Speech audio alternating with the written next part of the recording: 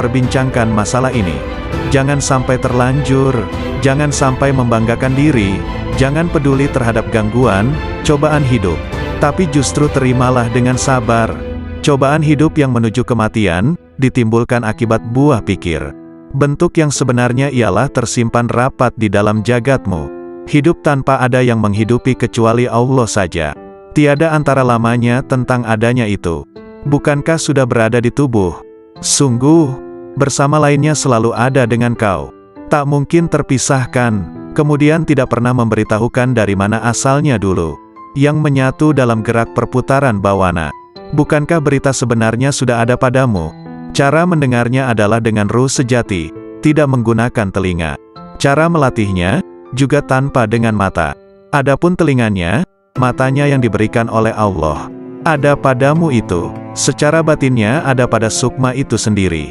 Memang demikianlah penerapannya, ibarat seperti batang pohon yang dibakar, pasti ada asap apinya, menyatu dengan batang pohonnya. Ibarat air dengan alunnya, seperti minyak dengan susu, tubuhnya dikuasai gerak dan kata hati. Demikian pun dengan Hyang Sukma, sekiranya kita mengetahui wajah hamba Tuhan dan sukma yang kita kehendaki ada, diberitahu akan tempatnya seperti wayang ragamu itu. Karena datanglah segala gerak wayang, sedangkan panggungnya jagat, bentuk wayang adalah sebagai bentuk badan atau raga. Bergerak bila digerakkan, segala-galanya tanpa kelihatan jelas, perbuatan dengan ucapan. Yang berhak menentukan semuanya, tidak tampak wajahnya. Kehendak justru tanpa wujud dalam bentuknya. Karena sudah ada pada dirimu. Permisalan yang jelas ketika berhias. Yang berkaca itu Hyang Sukma. Adapun bayangan dalam kaca itu ialah dia yang bernama manusia sesungguhnya, terbentuk di dalam kaca. Lebih besar lagi pengetahuan tentang kematian ini dibandingkan dengan kesirnaan jagat raya, karena lebih lembut seperti lembutnya air. Bukankah lebih lembut kematian manusia ini? Artinya lembut kesirnaan manusia, artinya lebih dari, karena menentukan segalanya. Sekali lagi artinya lembut ialah sangat kecilnya. Dapat mengenai yang kasar dan yang kecil. Mencakup semua yang merangkak, melata tiada bedanya, benar-benar serba lebih. Lebih pula dalam menerima perintah dan tidak boleh mengandalkan pada ajaran dan pengetahuan. Karena itu bersungguh-sungguhlah menguasainya. Pahamilah liku-liku seolah tingkah kehidupan manusia. Ajaran itu sebagai ibarat benih, sedangkan yang diajari ibarat lahan. Misal kacang dan kedelai, yang disebar di atas batu. Kalau batunya tanpa tanah pada saat kehujanan dan kepanasan, pasti tidak akan tumbuh. Tapi bila kau bijaksana, melihatmu musnahkanlah pada matamu. Jadikanlah penglihatanmu sukma dan rasa. Demikian pula wujudmu, suaramu. Serahkan kembali kepada yang empunya suara. Justru kau hanya mengakui saja sebagai pemiliknya. Sebenarnya hanya mengatasnamai saja. Maka dari itu kau jangan memiliki kebiasaan yang menyimpang, kecuali hanya kepada Hyang Agung. Dengan demikian kau hangraga sukma, yaitu kata hatimu sudah bulat menyatu dengan Kawula Gusti. Bicarakanlah menurut pendapatmu. Bila pendapatmu benar-benar meyakinkan, bila masih merasakan sakit dan was-was, berarti kejangkitan bimbang yang sebenarnya. Bila sudah menyatu dalam satu wujud, apa kata hatimu dan apa yang kau rasakan? Apa yang kau pikir terwujud ada? Yang kau cita-citakan tercapai? Berarti sudah benar untukmu, sebagai upah atas kesanggupanmu sebagai khalifah di dunia. Bila sudah memahami dan menguasai amalan dan ilmu ini, hendaknya semakin cermat dan teliti atas berbagai masalah. Masalah itu satu tempat dengan pengaruhnya. Sebagai ibaratnya sekejap pun tak boleh lupa. Lahiriah kau landasilah dengan pengetahuan 4 hal. Semuanya tanggapilah secara sama. Sedangkan kelimanya adalah dapat tersimpan dengan baik, berguna di mana saja. Artinya mati di dalam hidup, atau sama dengan hidup di dalam mati. Ialah hidup abadi, yang mati itu nafsunya, lahiriah badan yang menjalani mati. Tertimpa pada jasad yang sebenarnya. Kenyataannya satu wujud, raga sukma, sukma muksa. Jelasnya mengalami kematian. Syekh Malaya, terimalah hal ini sebagai ajaranku dengan senang hatimu. Anugerah berupa wahyu akan datang kepadamu. Seperti bulan yang diterangi cahaya temaram. Bukankah turunnya wahyu meninggalkan kotoran? Bersih bening, hilang kotorannya. Kemudian Kanjeng Nabi Khidir berkata dengan lembut dan tersenyum, "Tak ada yang dituju, semua sudah tercakup haknya. Tidak ada yang diharapkan dengan keprawiraan, kesaktian semua kerajaannya, sampai pada kemafardaniyah, ketunggalannya, lantas melampaui universalitas dan keakuan, hingga sirku sampai di hadapan Allah Subhanahu wa Ta'ala. Dialah yang kucari." Allah Subhanahu wa Ta'ala berfirman kepada Nabi Musa, "Wahai Musa, sesungguhnya orang yang menjumpaiku pasti tidak akan kembali dariku, dan tidak akan kembali kecuali dari jalan lurusku." Abul Abbas Nin Atta mengatakan, manakala akhirat muncul dalam diri hamba, dunia menjadi sirna di sisinya, sehingga sang hamba hanya menetap di negeri keabadian. Namun manakala sang hamba berada dalam penyaksian Allah Ta'ala, segala hal selain Allah Ta'ala sirna, dan hamba abadi bersama Allah Subhanahu wa Ta'ala. Ada lelaki di hadapan Abu Yazid, berkata, "Ada informasi sampai kepadaku bahwa engkau punya Ismul Azam, sangat senang jika engkau mengajariku." Abu Yazid menjawab, "Nama Allah itu tidak terbatas, namun kosongkan hatimu hanya bagi kemahaesaannya, meninggalkan berpaling pada selain Allah Ta'ala. Jika Anda bisa demikian, raihlah ism, nama, manapun yang kau kehendaki, maka dengan ism itu Anda bisa pergi dari timur hingga barat, dalam sekejap dan Anda telah kembali." Zunnun al-Misri mengatakan, "Ketika aku naik haji, tiba-tiba ada anak muda mengatakan, 'Oh Tuhanku, aku telah mengumpulkan tebusanmu, dan engkau maha tahu, lalu apa yang engkau berlakukan pada mereka?' Lalu ku dengar suara, 'Tebusanku banyak, dan yang mencariku sedikit.'" Sebagian sufi ditanya, "Seberapakah antara Allah Subhanahu wa Ta'ala dan hambanya?" 4 langkah saja, 1 langkah meninggalkan dunia, 1 langkah meninggalkan makhluk, 1 langkah meninggalkan nafsu, dan 1 langkah meninggalkan akhirat, maka sang hamba sudah di hadapan Allah Subhanahu wa Ta'ala. Jawabnya, Sari berkata, "Siapa yang bangkit untuk taat kepada Allah Ta'ala tanpa ada yang lain, Allah akan memberi minuman dari mata air cinta darinya, dan dihantar menuju tempat yang benar." Sayyidina Ali karramallahu wajhah mengatakan, orang arif manakala keluar dari dunia tak ada pemandu maupun penyaksi di hari kiamat, tidak ada malaikat Ridwan di surga, juga tidak ada malaikat Malik di neraka. Beliau ditanya, "Lalu di mana sang arif dijumpai?" Di hadapan Allah yang Maha Diraja, di tempat yang benar.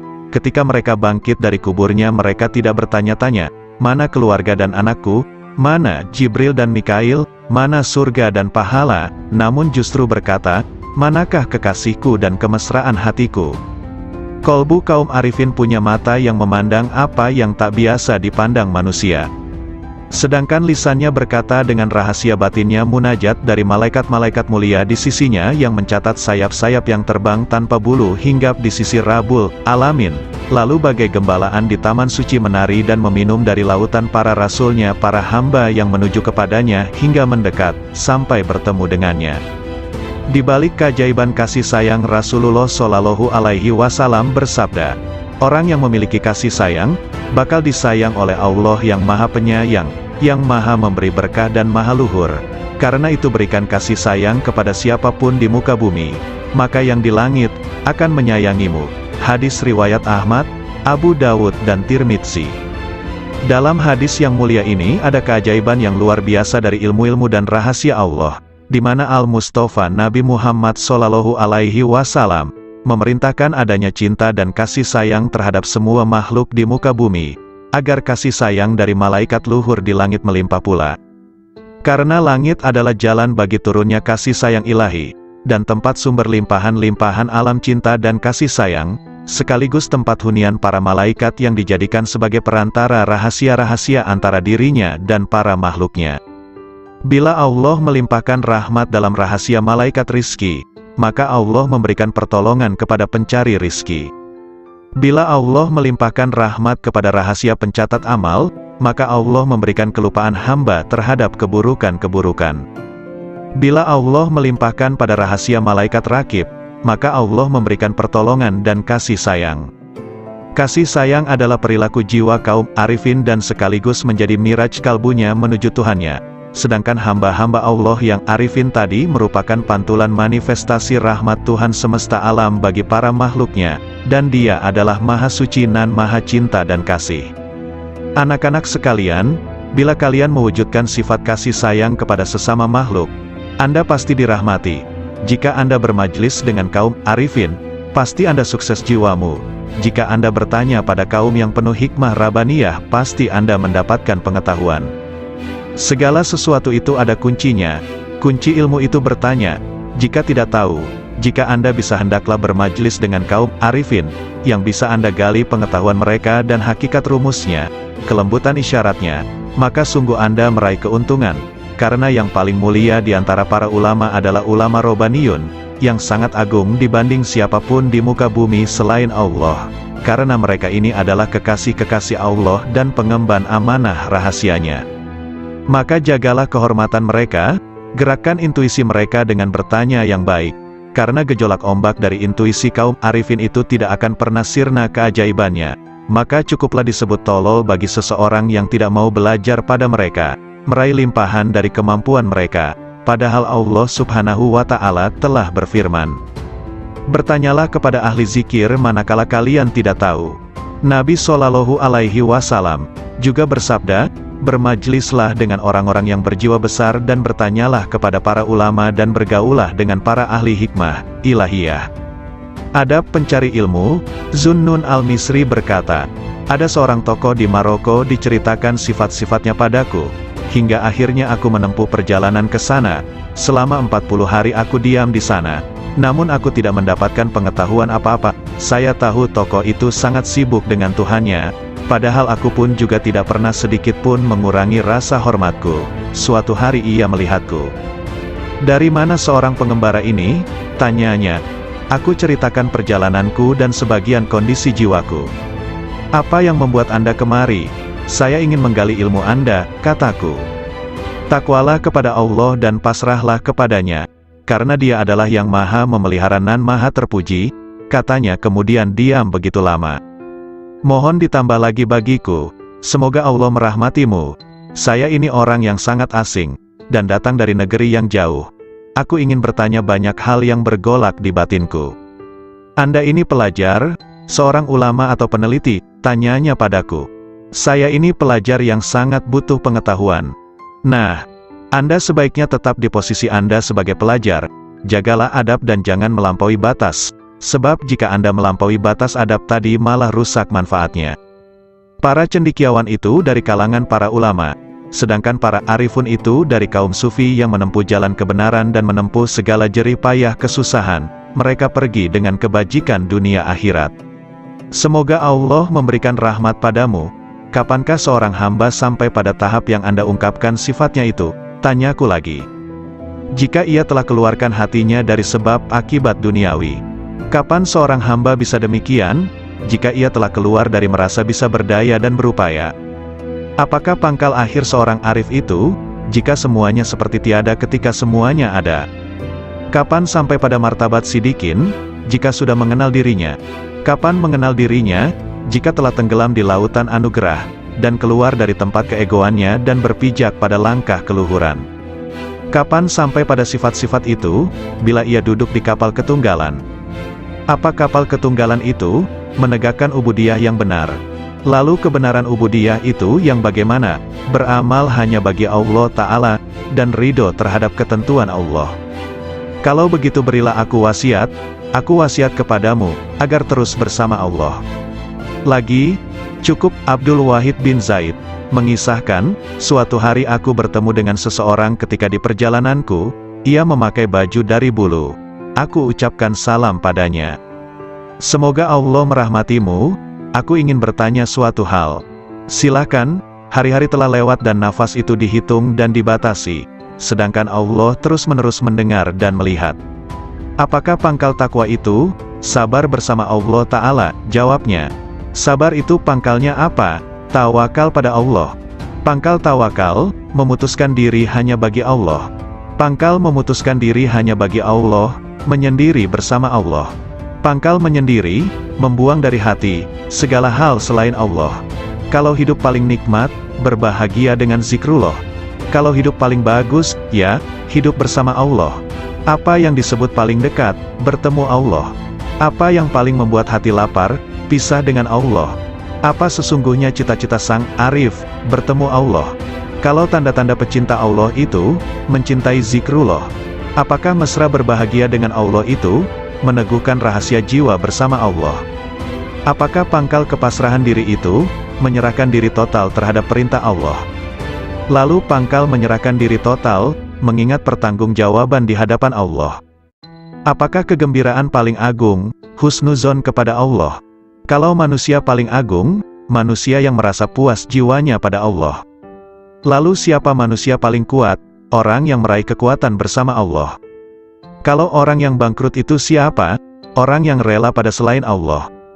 Apakah kehilangan harga diri itu, bila menanjak jiwanya tanpa bersama Allah? Kapan seorang hamba terjauhkan dari Allah, bila ia tertutup dari Allah? Kapan seseorang itu tertutup dari Allah, bila di hatinya masih ada hasrat selain Allah? Siapakah orang yang alpa itu? Siapapun yang menghabiskan umurnya tanpa disertai ketaatan pada Allah. Apakah zuhud di dunia itu, meninggalkan segala hal yang menyibukkan hatinya dari Allah? Siapakah orang yang menghadap Allah? Ya, siapapun yang menghadap pada Allah. Lalu siapa yang lari dari Allah? Siapapun yang lari dari Allah. Apakah kolbun salim itu, kolbu yang di dalamnya tidak ada lagi selain Allah? Tolong beritahu aku, dari mana Anda makan, dari kekayaan Allah? Apa sih yang Anda sukai? Apapun yang ditentukan Allah padaku. Kalau begitu beri aku wasiat, lakukan taat kepada Allah dan ridolah kepada ketentuannya, bersenanglah dengan zikrullah, maka kalian akan jadi pilihan Allah. Orang yang mengenal Allah tidak akan maksiat. Suatu hari dalam perjalananku, kata Zunnun al-Misri, aku bertemu dengan orang tua, yang di wajahnya ada tanda sebagai kaum arifin. Semoga Allah merahmati Anda. Manakah jalan menuju Allah? Tanyaku padanya. Kalau Anda mengenalnya pasti Anda tahu jalan menuju padanya. Apakah seseorang bisa beribadah kepadanya tanpa mengenalnya? Apakah orang yang mengenalnya itu maksiat padanya? Jawabnya, bukankah Adam itu maksiat padanya dengan keparipurnaan marifatnya? Maka dia lupa, dan kami tidak menemukan baginya tekad. Sudahlah, kita jangan berdebat. Bukankah perbedaan ulama itu rahmat? Memang, kecuali dalam soal konsentrasi tauhid. Konsentrasi tauhid yang bagaimana? Menghilangkan pandangan selain Allah karena kemahatunggalannya. Apakah orang arif itu gembira? Apakah orang arif itu gelisah? Katanya balik bertanya. Bukankah orang yang mengenal Allah itu selalu gundah hatinya? Tidak, bahkan orang yang mengenal Allah kegundahan hatinya sirna. Apakah dunia bisa merubah hati orang arifin? Apakah akhirat bisa mengubah hatinya? Katanya lebih tajam. Bukankah orang arif itu sangat menghindari makhluk? Nauzubillah, sang arif tidak pernah gentar dengan makhluk. Hanya saja dia hatinya hijrah dan menyendiri bersama Allah. Apakah ada yang mengenal orang arif? Nah, apakah ada yang tidak mengenalnya? Jawabnya. Apakah sang arif bisa putus asa terhadap perkara selain Allah? Apakah ada orang arif yang masih memandang selain Allah, hingga ia harus putus asa? Apakah sang arif itu juga rindu pada Tuhannya? Apakah sang arif pernah kehilangan Allah, sampai ia harus rindu padanya? Apakah Ismul Azam itu, hendaknya Anda katakan, Allah. Banyak sekali ucapan Anda tetapi tidak bisa membuat diriku bergetar oleh karisma ilahi, kataku. Karena Anda berkata dari dorongan dirimu, bukan dari dorongan ilahi. Nasihati diriku, sudah cukup banyak nasihat bagimu, yang penting Anda tahu bahwa dia melihatmu. Lalu aku meninggalkan orang itu. Namun begitu bangkit aku bertanya lagi. Apa yang ingin kau perintahkan padaku? Cukuplah dirimu melihat dirimu dalam seluruh tingkah laku jiwamu. Asteris Yahya bin Mu'az, rahimahullah ta'ala, ditanya. Apakah tanda hati yang benar itu? Hati yang istirahat dari kesusahan dunia. Jawabnya. Kalau konsumsi hati, zikir yang hidup, tak pernah mati. Lalu kehendak yang benar itu seperti apa? Meninggalkan kebiasaan-kebiasaan manusiawi. Makna rindu, terus-menerus fokus pada yang di atas. Kapan perkara hamba Allah tuntas? Jika tenteram bersama Allah tanpa hasrat. Kalau tanda-tanda seorang penempuh, tandanya ia tidak sibuk, hatinya, dengan urusan makhluk. Lalu pangkal hidayah itu apa? Ketakwaan yang benar. Apa yang disebut dengan kenikmatan? Berserasi dengan Allah. Siapa yang disebut sebagai orang asing, siapapun yang cinta di hatinya, tidak mencari keuntungan. Kapan seorang hamba sampai pada wilayah Tuhannya? Bila hatinya lepas dari segala hal selain Allah Ta'ala. Apakah yang disebut dengan kebebasan agung itu? Penyerahan total kepada Sang Tuhan? Apakah amal paling utama? Zikir kepada Allah kapan dan di mana saja? Apa yang disebut dengan kebutuhan besar? Kebutuhan besar adalah melanggengkan bahagia bersama Allah. Apakah yang menjadi hijab kolbu? Merasa puas, selesai, dengan Tuhannya. Apakah hidup yang indah itu? Hidup bersama Yang Maha Agung. Lalu hakikat berserasi dengan Allah adalah berlangkah benar dan bersih. Siapakah para pecinta itu? Kaum arifin. Siapa yang disebut orang mulia? Siapapun yang meraih kemuliaan bersama Yang Maha Mulia. Siapa yang disebut manusia utama? Siapapun yang bermesra bahagia dengan Yang Maha Lembut. Siapa yang disebut orang alpa? Siapapun yang menyia-nyiakan usianya. Apakah yang disebut dunia? Segala hal yang membuat Anda lupa pada Allah. Memang benar, sumber kemarifatan adalah kolbu, karena firman Allah Ta'ala. Sesungguhnya syiar itu dari ketakwaan kolbu, sedangkan sumber musyahadah adalah kedalaman kolbu, karena firman-Nya. Kedalaman kolbu tak pernah dusta terhadap apa yang dilihatnya. Sumber cahaya adalah dada, karena firman-Nya, bukankah orang yang dilapangkan dadanya oleh Allah terhadap Islam, maka dialah yang mendapatkan cahaya dari Tuhannya. Dan segala cinta yang semakin bertambah, senantiasa menambah rasa cinta kita kepada Rasulullah Shallallahu Alaihi Wasallam, dan para wali-walinya. Derajat Arifin, riwayat dari Irman bin Hashim, bahwa sesungguhnya Rasulullah Shallallahu Alaihi Wasallam bersabda, dari umatku bakal masuk surga 70.000 orang tanpa hisab. Mereka bertanya, siapakah mereka itu wahai Rasulullah? Rasulullah Shallallahu Alaihi Wasallam bersabda, mereka itu adalah orang yang tidak pernah melakukan ruqyah, tidak pernah meramal, tidak pernah berbekam, dan mereka senantiasa tawakal kepada Allah. Hadis riwayat Muslim.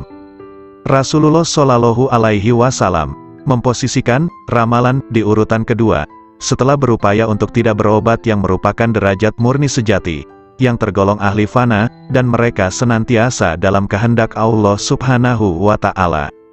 Semoga Allah melimpahkan rahmat kepada mereka.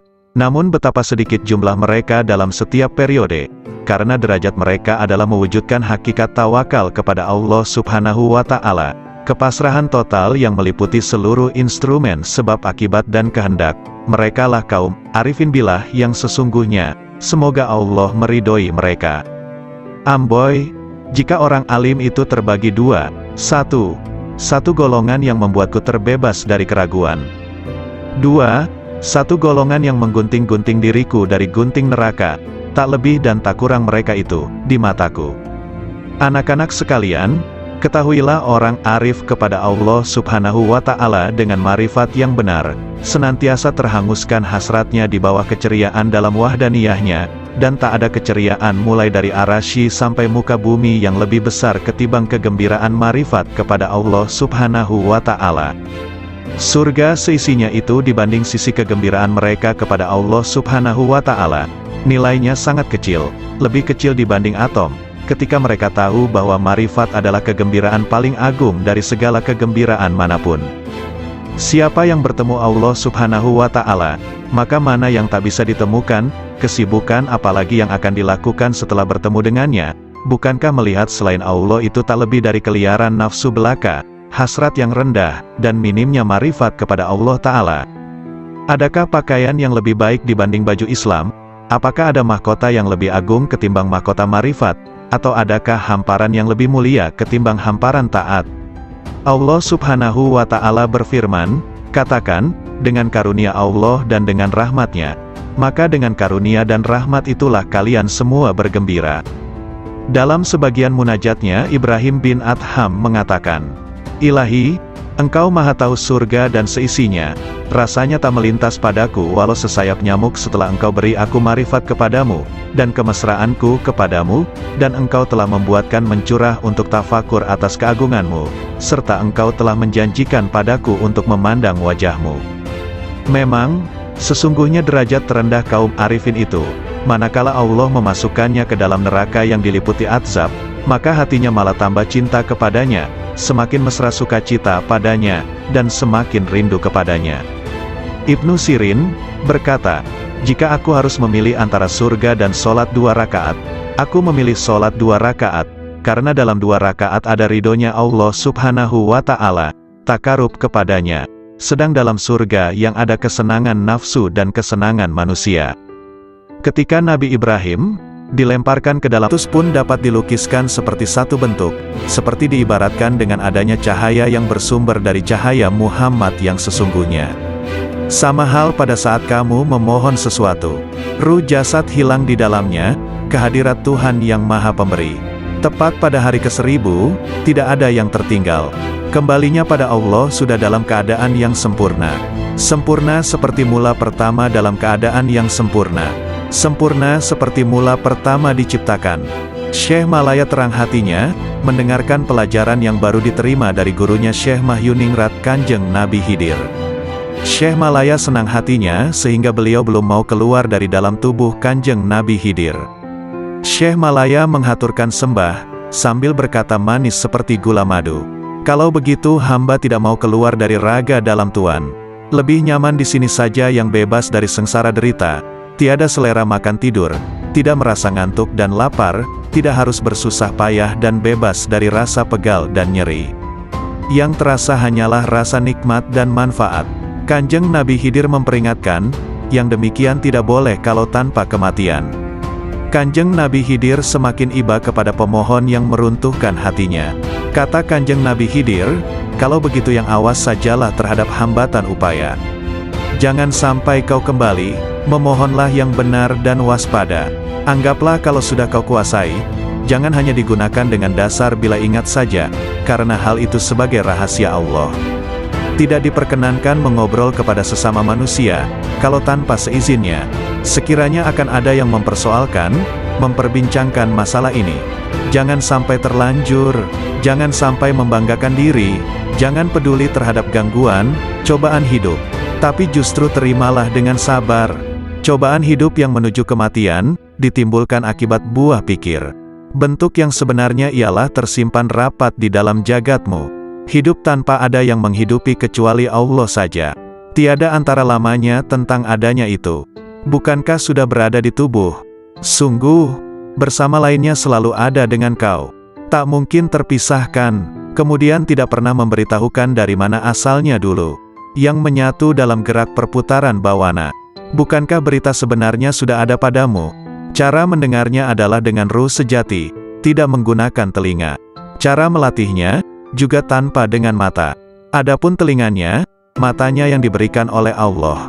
Ada padamu itu, secara batinnya ada pada sukma itu sendiri. Memang demikianlah penerapannya. Ibarat seperti batang pohon yang dibakar, pasti ada asap apinya, menyatu dengan batang pohonnya.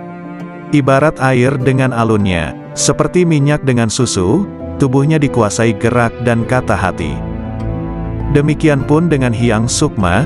Sekiranya kita mengetahui wajah hamba Tuhan dan sukma yang kita kehendaki ada, diberitahu akan tempatnya seperti wayang ragamu itu. Karena datanglah segala gerak wayang, sedangkan panggungnya jagat. Bentuk wayang adalah sebagai bentuk badan atau raga. Bergerak bila digerakkan, segala-galanya tanpa kelihatan jelas, perbuatan dengan ucapan. Yang berhak menentukan semuanya, tidak tampak wajahnya. Kehendak justru tanpa wujud dalam bentuknya. Karena sudah ada pada dirimu. Permisalan yang jelas ketika berhias. Yang berkaca itu Hyang Sukma.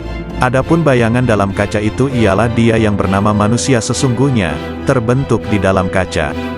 Lebih besar lagi pengetahuan tentang kematian ini dibandingkan dengan kesirnaan jagat raya, karena lebih lembut seperti lembutnya air. Bukankah lebih lembut kematian manusia ini? Artinya lembut kesirnaan manusia, artinya lebih dari, karena menentukan segalanya. Sekali lagi artinya lembut ialah sangat kecilnya. Dapat mengenai yang kasar dan yang kecil. Mencakup semua yang merangkak, melata tiada bedanya, benar-benar serba lebih. Lebih pula dalam menerima perintah dan tidak boleh mengandalkan pada ajaran dan pengetahuan. Karena itu bersungguh-sungguhlah menguasainya. Pahamilah liku-liku seolah tingkah kehidupan manusia.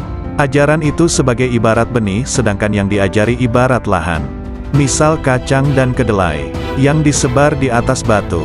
Kalau batunya tanpa tanah pada saat kehujanan dan kepanasan, pasti tidak akan tumbuh. Tapi bila kau bijaksana, melihatmu musnahkanlah pada matamu. Jadikanlah penglihatanmu sukma dan rasa. Demikian pula wujudmu, suaramu. Serahkan kembali kepada yang empunya suara. Justru kau hanya mengakui saja sebagai pemiliknya. Sebenarnya hanya mengatasnamai saja. Maka dari itu kau jangan memiliki kebiasaan yang menyimpang, kecuali hanya kepada Hyang Agung. Dengan demikian kau hangraga sukma, yaitu kata hatimu sudah bulat menyatu dengan Kawula Gusti. Bicarakanlah menurut pendapatmu. Bila pendapatmu benar-benar meyakinkan, bila masih merasakan sakit dan was-was, berarti kejangkitan bimbang yang sebenarnya. Bila sudah menyatu dalam satu wujud, apa kata hatimu dan apa yang kau rasakan, apa yang kau pikir terwujud ada, yang kau cita-citakan tercapai, berarti sudah benar untukmu, sebagai upah atas kesanggupanmu sebagai khalifah di dunia. Bila sudah memahami dan menguasai amalan dan ilmu ini, hendaknya semakin cermat dan teliti atas berbagai masalah. Masalah itu satu tempat dengan pengaruhnya. Sebagai ibaratnya sekejap pun tak boleh lupa. Lahiriah kau landasilah dengan pengetahuan 4 hal. Semuanya tanggapilah secara sama. Sedangkan kelimanya adalah dapat tersimpan dengan baik, berguna di mana saja. Artinya mati di dalam hidup, atau sama dengan hidup di dalam mati. Ialah hidup abadi. Yang mati itu nafsunya, lahiriah badan yang menjalani mati. Tertimpa pada jasad yang sebenarnya. Kenyataannya satu wujud, raga sukma, sukma muksa. Jelasnya mengalami kematian. Syekh Malaya, terimalah hal ini sebagai ajaranku dengan senang hatimu. Anugerah berupa wahyu akan datang kepadamu. Seperti bulan yang diterangi cahaya temaram. Bukankah turunnya wahyu meninggalkan kotoran? Bersih bening, hilang kotorannya. Kemudian Kanjeng Nabi Khidir berkata dengan lembut dan tersenyum. Tak ada yang dituju, semua sudah tercakup haknya. Tidak ada yang diharapkan dengan keprawiraan, kesaktian semuanya sudah berlalu. Toh semuanya itu alat peperangan. Habislah sudah wejangan Kanjeng Nabi Khidir. Syekh Malaya merasa sungkan sekali di dalam hati. Mawas diri ke dalam dirinya sendiri. Kehendak hati rasanya sudah mendapat petunjuk yang cukup. Rasa batinnya menjelajah jagat raya tanpa sayap. Ke seluruh jagat raya, jasadnya sudah terkendali. Menguasai hakikat semua ilmu. Misalnya bunga yang masih kuncup, sekarang sudah mekar berkembang dan baunya semerbak mewangi. Karena sudah mendapat San Pancaretna, kemudian Sunan Kalijaga disuruh keluar dari raga Kanjeng Nabi Khidir kembali ke alamnya semula. Lalu Kanjeng Nabi Khidir berkata, "Hai, Malaya, kau sudah diterima Hyang Sukma, berhasil menyebarkan aroma kasturi yang sebenarnya, dan rasa yang memanaskan hatimu pun lenyap, sudah menjelajahi seluruh permukaan bumi." Artinya godaan hati ialah rasa qanaah yang semakin dimantapkan. Ibarat memakai pakaian sutra yang indah. Selalu mawas diri, semua tingkah laku yang halus. Diserapkan ke dalam jiwa, dirawat seperti emas. Dihiasi dengan keselamatan, dan dipajang seperti permata, agar mengetahui akan kemauan berbagai tingkah laku manusia. Perhaluslah budi pekertimu atau akhlak ini. Warna hati kita yang sedang mekar baik, sering dinamakan kasturi jati. Sebagai pertanda bahwa kita tidak mudah goyah terhadap gerak-gerik, sikap hati yang ingin menggapai sesuatu tanpa ilmu, ingin mendalami tentang ruh itu justru keliru. Lagi pula secara penataan, kita itu ibaratnya busana yang dipakai sebagai kerudung. Sedangkan yang ikat kepala sebagai sarungmu. Kemudian terlibat ingatan ketika dulu. Ibarat mendalami mati ketika berada di dalam rongga ragaku. Tampak oleh Sunan Kalijaga cahaya, yang warnanya merah dan kuning itu, sebagai hambatan yang menghadang agar gagal usaha atau ikhtiar atau cita-citanya. Dan yang putih di tengah itulah yang sebenarnya harus diikuti. Kelimanya harus tetap diwaspadai. Kuasailah seketika, jangan sampai lupa. Bisa dipercaya sifatnya. Berkat kesediaanku berbuat sebagai penyekat. Untuk alat pembebas sifat berbangga diri. Yang selalu didambakan siang dan malam. Bukankah aku banyak sekali melekat atau mengetahui caranya pemuka agama yang ternyata salah dalam penafsiran dan penyampaian keterangannya, anggapannya sudah benar, tak tahunya malah mematikan pengertian yang benar. Akibatnya terperosok dalam penerapannya. Ada pemuka agama yang ibaratnya menjadi murung. Ia hanya sekedar mencari tempat bertengger saja, yaitu pada batang kayu yang baik rimbun, lebat buahnya, kuat batangnya. Untuk kemuliaan hidup baru, ada orang yang berkedudukan, ada yang ikut orang kaya. Akhirnya dimasyarakatkan. Ibaratnya seperti sekedar memperoleh kemuliaan sepele. Jadinya tersesat-sesat. Ada pula yang justru memiliki jalan terpaksa. Demikian, artikel ini dimuat di Matops Blog. Assalamualaikum warahmatullahi wabarakatuh. Alhamdulillah, segala puji bagi Allah, Tuhan seru sekalian alam. Kali ini akan dibacakan nasihat atau wejangan Syekh Ahmad Ar-Rifai, pengasas Tarekat Rifaiyah. Nasihat ini diambil dari dailysufi.blogspot.com. Dengan dibacakan nasihat ini, semoga Allah melimpahkan ibrah dan hikmah, guna menggapai ridha ilahi. Musibah batin itu hijab. Sesungguhnya Nabi Shallallahu Alaihi Wasallam bersabda, perbuatan-perbuatan baik bisa menjaga serangan keburukan, dan sesungguhnya sedekah rahasia itu bisa meniup api amarah Tuhan, dan sebenarnya silaturahim itu menambah usia dan menghapus kemiskinan. Hadis riwayat Tabrani. Dalam hadis yang mulia ini ada pelajaran akhlak mulia, di mana kaum arifin membumbung menuju Rabb-Nya, sebab asas dari marifat adalah makarimul akhlak, semulia-mulianya akhlak, sedangkan akhlak buruk adalah, nauzubillah, adalah wujud terhijabnya rahasia batin dari Allah Ta'ala.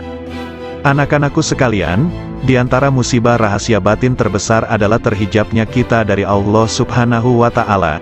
Maka siapapun yang mendapatkan musibah seperti ini, pada dasarnya ia telah menggabungkan musibah-musibah lainnya. Sang pecinta itu senantiasa mabuk ilahi, sang pemabuk tak akan merasakan derita musibah ketika mabuk, baru di saat sadar merasakan deritanya. Musibah terhijab dari Allah Subhanahu wa Ta'ala tak bisa diganti atas kehilangannya selamanya, kecuali dengan menepiskan segala hal selain Allah Subhanahu wa Ta'ala. Dari rahasia batin kita, tak ada ancaman lebih serius di dalam Al-Quran dibanding ayat ini. Sekali-kali tidak, sesungguhnya mereka pada hari itu benar-benar terhalang dari melihat Tuhan mereka. Betapa banyak orang yang taat tetapi terhijab dari yang ditaati Allah Subhanahu wa Ta'ala. Betapa banyak orang yang dapat nikmat tapi terhijab dari sang pemberi nikmat. Betapa banyak orang yang tidur, diberi rizki kesadaran bangun ketika ia sedang tertidur. Betapa banyak orang yang sadar tertidur justru setelah ia bangun. Betapa banyak orang yang pendosa, justru diberi rizki kewalian dan meraih derajat abrar. Betapa banyak orang zuhud yang gugur dari wilayahnya, dan menempuh jalan pendosa. Hijab itu siksa jauh dari Allah Subhanahu wa Ta'ala. Betapa banyak ahli amal yang terhijab gara-gara melihat amalnya, jauh dari memandang anugerah Allah Subhanahu wa Ta'ala, hingga mata hatinya buta. Lalu ia terlempar jauh, sementara ia menduga dirinya telah sampai, wusyul, kepada Allah Subhanahu wa Ta'ala, dan tidak ada yang lebih mengerikan di mata orang arif dibanding hijab itu sendiri, walau sekejap mata. Padahal siksa Allah Subhanahu wa Ta'ala terbesar pada hamba adalah hijab dan terjauhkan darinya. Salah seorang hamba Allah Subhanahu wa Ta'ala dikisahkan sedang bermunajat, "Oh Tuhanku, sampai kapan aku maksiat kepadamu, sedangkan Engkau tak pernah menyiksaku?" Kemudian Allah Subhanahu wa Ta'ala menurunkan wahyu kepada seorang nabi di kala itu, katakan kepadanya, "Sampai kapankah aku menyiksamu, sedangkan kamu tidak mengerti? Bukankah Engkau telah aku tutup dari kelembutan-kelembutan kebahagiaanku? Bukankah aku telah mengeluarkan kemanisan munajat kepadaku dari hatimu?" Abu Musa, pelayan Abu Yazid mengatakan, suatu hari Syekh Abu Yazid memasuki suatu kota, kemudian massa banyak datang berjubal mengikutinya. Ketika Abu Yazid melihat mereka dan berjubalnya mereka, beliau mengatakan, "Ya Allah, aku mohon perlindungan kepadamu dari terhijab padamu karena mereka, dan aku mohon perlindungan kepadamu dari hijabmu atas mereka, karena gara-gara aku." Semoga Allah merahmatinya.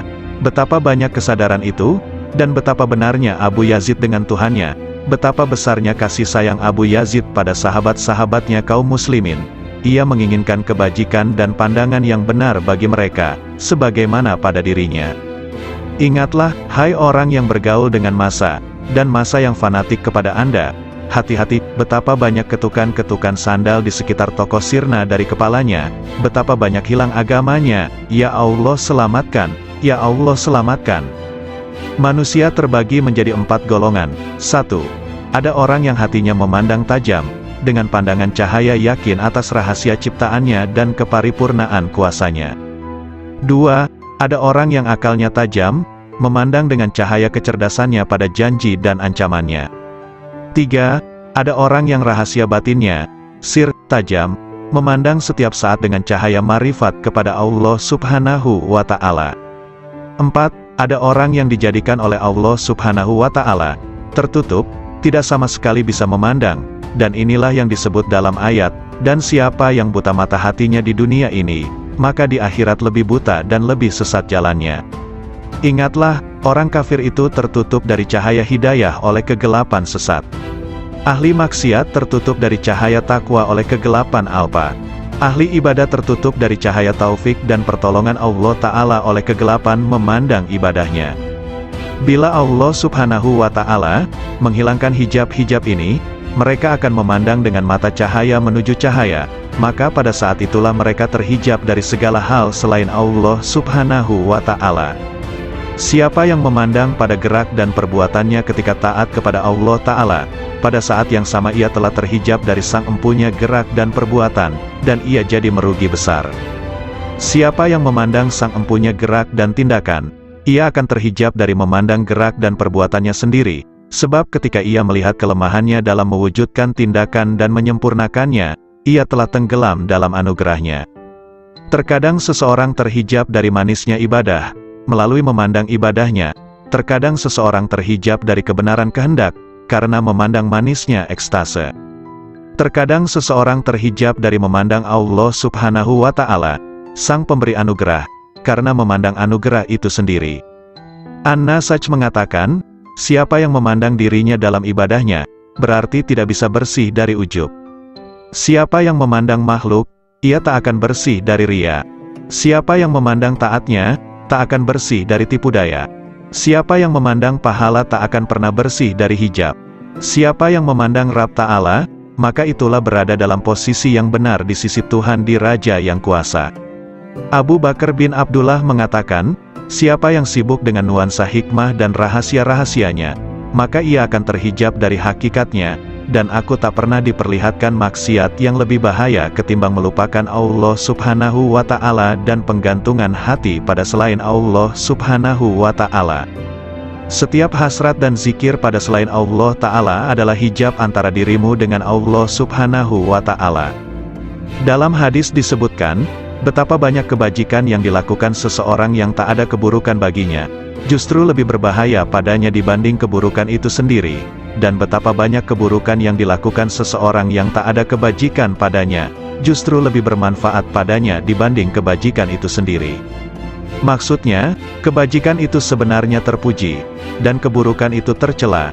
Namun sepanjang seorang hamba dalam berbuat kebajikan masih melihat kebajikannya, maka ia berada di medan pamer dan kebanggaan. Dan sepanjang hamba dalam keburukan, namun ia masih melihat keburukan itu, berarti ia berada di medan remuk redam dirinya dan merasa sangat butuh padanya. Padahal kondisi hamba dalam situasi sangat butuh pada Allah itu lebih baik.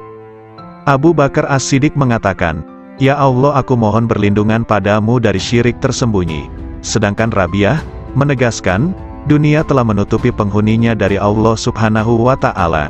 Seandainya mereka meninggalkannya pastilah tampak di alam malakutnya, lalu ia kembali dengan sari guna yang berfaedah. Sayyid Mansur Ar-Rabani menegaskan, dengan apa sang hamba dikenal bahwa ia tidak terhijab dari Tuhannya? Ia menjawab, jika ia mencarinya dan ia tidak menuntut apapun darinya, hamba menghendakinya dan ia tidak berkehendak sesuatu darinya, dan dia tidak memilih, karena menyerahkan pilihan padanya, walaupun dipilihkan neraka oleh Allah Subhanahu wa Ta'ala padanya. Setiap orang yang di dalam hatinya tidak ada penetrasi karisma ilahi, tidak ada cahaya cinta padanya, tidak ada kemesraan kebersamaan dengannya, maka ia terhijab, tandasnya. Katanya pula, asteris cukuplah buatmu marifat itu, manakala engkau tahu bahwa Allah Subhanahu wa Ta'ala memandangmu, dan cukuplah ibadah itu, bila Allah Subhanahu wa Ta'ala itu tidak butuh padamu. Asteris cukuplah cinta itu bagimu, jika engkau tahu bahwa cintanya mendahului cintamu padanya. Asteris cukuplah zikir bagimu, bahwa zikirnya mendahului zikirmu. Asteris hati ketika dilanda karisma ilahi, segala hal berbau syahwat sirna. Asteris ketika hati di hamparan marifat, segala hal kealpaan sirna. Asteris hati ketika didudukkan pada tempat ketunggalan dengan tunggal bagi yang tunggal, itulah tempat duduk yang benar. Malunya kaum arifin. Rasulullah Shallallahu Alaihi Wasallam bersabda, malu itu sebagian dari iman. Hadis riwayat Muslim. Memutuskan diriku hanya kepada Tuhanku, dan pilihanku kepadanya dibanding lainnya, serta aku tidak pernah makan kecuali bersama tamuku. Rabi'ah al-Basriyah mengatakan, oh Tuhanku, hasratku di dunia dan di akhirat nanti hanya mengingatmu, dan hasratku di akhirat dari akhirat hanya memandangmu, maka lakukanlah antara keduanya sekehendakmu. Abu Yazid al-Bistami menegaskan, rahasia batinku naik menuju Allah Subhanahu wa Ta'ala, lalu terbang dengan sayap marifat dengan cahaya kecerdasan di cakrawala wahdaniyah, kemahatunggalannya. Tiba-tiba nafsu menghadapku dan berkata, kemana kau pergi? Akulah nafsumu dan engkau harus bersamaku. Namun rahasia batinku, sir, sama sekali tidak menoleh padanya. Kemudian makhluk-makhluk lain menghadap sirku, mereka bertanya, kemana kau pergi? Kami adalah teman dan tempat curhatmu, engkau harus bersama kami, demi solidaritas padamu. Sirku sama sekali tidak menoleh. Lantas surga dengan segenap isinya menghadap sirku. Mereka bertanya, kemana engkau pergi? Engkau itu bagiku dan engkau harus di sini denganku. Maka sirku sama sekali tidak berpaling, lalu anugerah dan pemberian menghadapku, begitu juga karomah-karomah, hingga melewati kerajaannya, sampai pada kemah fardaniyah, ketunggalannya, lantas melampaui universalitas dan keakuan, hingga sirku sampai di hadapan Allah Subhanahu wa Ta'ala. Dialah yang kucari.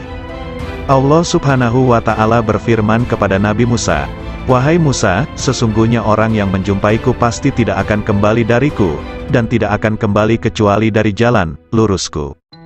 Abul Abbas Nin Atta mengatakan, manakala akhirat muncul dalam diri hamba, dunia menjadi sirna di sisinya, sehingga sang hamba hanya menetap di negeri keabadian. Namun manakala sang hamba berada dalam penyaksian Allah Ta'ala, segala hal selain Allah Ta'ala sirna, dan hamba abadi bersama Allah Subhanahu wa Ta'ala.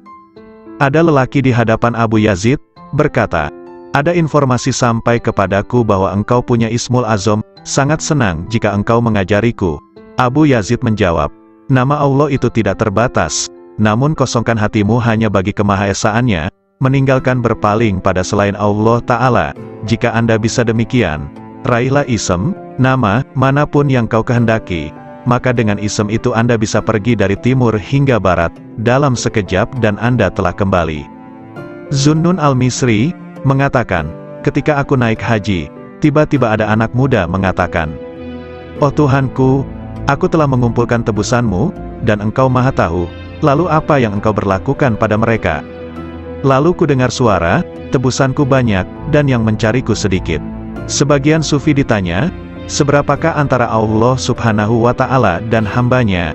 4 langkah saja, 1 langkah meninggalkan dunia, 1 langkah meninggalkan makhluk, 1 langkah meninggalkan nafsu, dan 1 langkah meninggalkan akhirat, maka sang hamba sudah di hadapan Allah Subhanahu wa Ta'ala. Jawabnya. Sari berkata, siapa yang bangkit untuk taat kepada Allah Ta'ala tanpa ada yang lain, Allah akan memberi minuman dari mata air cinta darinya, dan dihantar menuju tempat yang benar. Sayyidina Ali karramallahu wajhah mengatakan, orang arif manakala keluar dari dunia tak ada pemandu maupun penyaksi di hari kiamat, tidak ada malaikat Ridwan di surga, juga tidak ada malaikat Malik di neraka. Beliau ditanya, lalu di mana sang arif dijumpai? Di hadapan Allah yang Maha Diraja, di tempat yang benar. Ketika mereka bangkit dari kuburnya mereka tidak bertanya-tanya, mana keluarga dan anakku, mana Jibril dan Mikail, mana surga dan pahala, namun justru berkata, manakah kekasihku dan kemesraan hatiku? Kolbu kaum arifin punya mata yang memandang apa yang tak biasa dipandang manusia. Sedangkan lisannya berkata dengan rahasia batinnya munajat dari malaikat-malaikat mulia di sisinya yang mencatat sayap-sayap yang terbang tanpa bulu hinggap di sisi Rabbul Alamin. Lalu bagai gembalaan di taman suci menari dan meminum dari lautan para rasulnya para hamba yang menuju kepadanya hingga mendekat, sampai bertemu dengannya. Di balik keajaiban kasih sayang, Rasulullah Shallallahu Alaihi Wasallam bersabda, orang yang memiliki kasih sayang, bakal disayang oleh Allah yang Maha Penyayang, yang Maha Memberi berkah dan Maha Luhur. Karena itu berikan kasih sayang kepada siapapun di muka bumi, maka yang di langit akan menyayangimu. Hadis riwayat Ahmad, Abu Dawud dan Tirmidzi. Dalam hadis yang mulia ini ada keajaiban yang luar biasa dari ilmu-ilmu dan rahasia Allah, di mana Al-Mustafa Nabi Muhammad Shallallahu Alaihi Wasallam memerintahkan adanya cinta dan kasih sayang terhadap semua makhluk di muka bumi, agar kasih sayang dari malaikat luhur di langit melimpah pula. Karena langit adalah jalan bagi turunnya kasih sayang ilahi, dan tempat sumber limpahan-limpahan alam cinta dan kasih sayang, sekaligus tempat hunian para malaikat yang dijadikan sebagai perantara rahasia-rahasia antara dirinya dan para makhluknya. Bila Allah melimpahkan rahmat dalam rahasia malaikat rizki, maka Allah memberikan pertolongan kepada pencari rizki. Bila Allah melimpahkan rahmat kepada rahasia pencatat amal, maka Allah memberikan kelupaan hamba terhadap keburukan-keburukan. Bila Allah melimpahkan pada rahasia malaikat rakib, maka Allah memberikan pertolongan dan kasih sayang. Kasih sayang adalah perilaku jiwa kaum arifin dan sekaligus menjadi miraj kalbunya menuju Tuhannya. Sedangkan hamba-hamba Allah yang arifin tadi merupakan pantulan manifestasi rahmat Tuhan semesta alam bagi para makhluknya, dan Dia adalah Maha Suci dan Maha Cinta dan Kasih. Anak-anak sekalian, bila kalian mewujudkan sifat kasih sayang kepada sesama makhluk, Anda pasti dirahmati. Jika Anda bermajlis dengan kaum arifin, pasti Anda sukses jiwamu. Jika Anda bertanya pada kaum yang penuh hikmah Rabbaniyah, pasti Anda mendapatkan pengetahuan. Segala sesuatu itu ada kuncinya. Kunci ilmu itu bertanya. Jika tidak tahu, jika Anda bisa hendaklah bermajlis dengan kaum arifin, yang bisa Anda gali pengetahuan mereka dan hakikat rumusnya, kelembutan isyaratnya, maka sungguh Anda meraih keuntungan. Karena yang paling mulia di antara para ulama adalah ulama Robbaniyun, yang sangat agung dibanding siapapun di muka bumi selain Allah. Karena mereka ini adalah kekasih-kekasih Allah dan pengemban amanah rahasianya. Maka jagalah kehormatan mereka, gerakkan intuisi mereka dengan bertanya yang baik, karena gejolak ombak dari intuisi kaum arifin itu tidak akan pernah sirna keajaibannya. Maka cukuplah disebut tolol bagi seseorang yang tidak mau belajar pada mereka, meraih limpahan dari kemampuan mereka, padahal Allah Subhanahu wa Ta'ala telah berfirman, bertanyalah kepada ahli zikir manakala kalian tidak tahu. Nabi Shallallahu Alaihi Wasallam juga bersabda, bermajlislah dengan orang-orang yang berjiwa besar dan bertanyalah kepada para ulama dan bergaulah dengan para ahli hikmah ilahiyah. Adab pencari ilmu. Zunnun al-Misri berkata, ada seorang tokoh di Maroko diceritakan sifat-sifatnya padaku, hingga akhirnya aku menempuh perjalanan ke sana. Selama 40 hari aku diam di sana, namun aku tidak mendapatkan pengetahuan apa-apa. Saya tahu tokoh itu sangat sibuk dengan Tuhannya, padahal aku pun juga tidak pernah sedikit pun mengurangi rasa hormatku. Suatu hari ia melihatku. Dari mana seorang pengembara ini? Tanyanya. Aku ceritakan perjalananku dan sebagian kondisi jiwaku. Apa yang membuat Anda kemari? Saya ingin menggali ilmu Anda, kataku.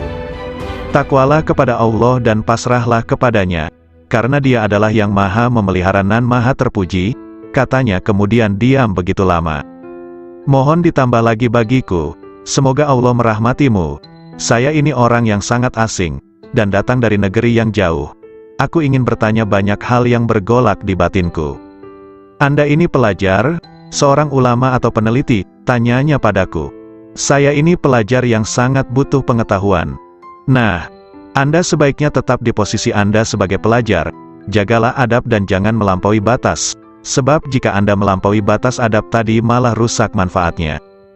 Para cendekiawan itu dari kalangan para ulama, sedangkan para arifun itu dari kaum sufi yang menempuh jalan kebenaran dan menempuh segala jerih payah kesusahan. Mereka pergi dengan kebajikan dunia akhirat. Semoga Allah memberikan rahmat padamu. Kapankah seorang hamba sampai pada tahap yang Anda ungkapkan sifatnya itu? Tanyaku lagi. Jika ia telah keluarkan hatinya dari sebab akibat duniawi. Kapan seorang hamba bisa demikian? Jika ia telah keluar dari merasa bisa berdaya dan berupaya. Apakah pangkal akhir seorang arif itu? Jika semuanya seperti tiada ketika semuanya ada. Kapan sampai pada martabat sidikin? Jika sudah mengenal dirinya. Kapan mengenal dirinya? Jika telah tenggelam di lautan anugerah, dan keluar dari tempat keegoannya dan berpijak pada langkah keluhuran. Kapan sampai pada sifat-sifat itu? Bila ia duduk di kapal ketunggalan. Apa kapal ketunggalan itu? Menegakkan ubudiyah yang benar. Lalu kebenaran ubudiyah itu yang bagaimana? Beramal hanya bagi Allah Ta'ala, dan ridho terhadap ketentuan Allah. Kalau begitu berilah aku wasiat kepadamu, agar terus bersama Allah. Lagi, cukup Abdul Wahid bin Zaid mengisahkan, suatu hari aku bertemu dengan seseorang ketika di perjalananku, ia memakai baju dari bulu. Aku ucapkan salam padanya. Semoga Allah merahmatimu. Aku ingin bertanya suatu hal. Silakan, hari-hari telah lewat dan nafas itu dihitung dan dibatasi. Sedangkan Allah terus-menerus mendengar dan melihat. Apakah pangkal takwa itu? Sabar bersama Allah Ta'ala, jawabnya. Sabar itu pangkalnya apa? Tawakal pada Allah. Pangkal tawakal, memutuskan diri hanya bagi Allah. Pangkal memutuskan diri hanya bagi Allah, menyendiri bersama Allah. Pangkal menyendiri, membuang dari hati, segala hal selain Allah. Kalau hidup paling nikmat, berbahagia dengan zikrullah. Kalau hidup paling bagus, ya, hidup bersama Allah. Apa yang disebut paling dekat, bertemu Allah. Apa yang paling membuat hati lapar, pisah dengan Allah. Apa sesungguhnya cita-cita sang arif, bertemu Allah. Kalau tanda-tanda pecinta Allah itu, mencintai zikrullah. Apakah mesra berbahagia dengan Allah itu? Meneguhkan rahasia jiwa bersama Allah. Apakah pangkal kepasrahan diri itu? Menyerahkan diri total terhadap perintah Allah. Lalu pangkal menyerahkan diri total, mengingat pertanggungjawaban di hadapan Allah. Apakah kegembiraan paling agung? Husnuzon kepada Allah. Kalau manusia paling agung, manusia yang merasa puas jiwanya pada Allah. Lalu siapa manusia paling kuat? Orang yang meraih kekuatan bersama Allah. Kalau orang yang bangkrut itu siapa? Orang yang rela pada selain Allah. Apakah kehilangan harga diri itu? Bila menanjak jiwanya tanpa bersama Allah. Kapan seorang hamba terjauhkan dari Allah? Bila ia tertutup dari Allah. Kapan seseorang itu tertutup dari Allah? Bila di hatinya masih ada hasrat selain Allah. Siapakah orang yang alpa itu? Siapapun yang menghabiskan umurnya tanpa disertai ketaatan pada Allah. Apakah zuhud di dunia itu? Meninggalkan segala hal yang menyibukkan hatinya dari Allah. Siapakah orang yang menghadap Allah? Ya, siapapun yang menghadap pada Allah. Lalu siapa yang lari dari Allah? Siapapun yang lari dari Allah. Apakah kolbun salim itu? Kolbu yang di dalamnya tidak ada lagi selain Allah. Tolong beritahu aku, dari mana Anda makan? Dari kekayaan Allah. Apa sih yang Anda sukai? Apapun yang ditentukan Allah padaku. Kalau begitu beri aku wasiat, lakukan taat kepada Allah dan ridolah kepada ketentuannya, bersenanglah dengan zikrullah, maka kalian akan jadi pilihan Allah. Orang yang mengenal Allah tidak akan maksiat. Suatu hari dalam perjalananku, kata Zunnun al-Misri, aku bertemu dengan orang tua, yang di wajahnya ada tanda sebagai kaum arifin. Semoga Allah merahmati Anda. Manakah jalan menuju Allah? Tanyaku padanya. Kalau Anda mengenalnya pasti Anda tahu jalan menuju padanya. Apakah seseorang bisa beribadah kepadanya tanpa mengenalnya? Apakah orang yang mengenalnya itu maksiat padanya? Jawabnya, bukankah Adam? Itu maksiat padanya dengan keparipurnaan marifatnya. Maka dia lupa, dan kami tidak menemukan baginya tekad. Sudahlah, kita jangan berdebat. Bukankah perbedaan ulama itu rahmat? Memang, kecuali dalam soal konsentrasi tauhid. Konsentrasi tauhid yang bagaimana? Menghilangkan pandangan selain Allah karena kemahatunggalannya. Apakah orang arif itu gembira? Apakah orang arif itu gelisah? Katanya balik bertanya. Bukankah orang yang mengenal Allah itu selalu gundah hatinya? Tidak, bahkan orang yang mengenal Allah kegundahan hatinya sirna. Apakah dunia bisa merubah hati orang arifin? Apakah akhirat bisa mengubah hatinya? Katanya lebih tajam. Bukankah orang arif itu sangat menghindari makhluk? Nauzubillah, sang arif tidak pernah gentar dengan makhluk. Hanya saja dia hatinya hijrah dan menyendiri bersama Allah. Apakah ada yang mengenal orang arif? Nah, apakah ada yang tidak mengenalnya? Jawabnya. Apakah sang arif bisa putus asa terhadap perkara selain Allah? Apakah ada orang arif yang masih memandang selain Allah, hingga ia harus putus asa? Apakah sang arif itu juga rindu pada Tuhannya?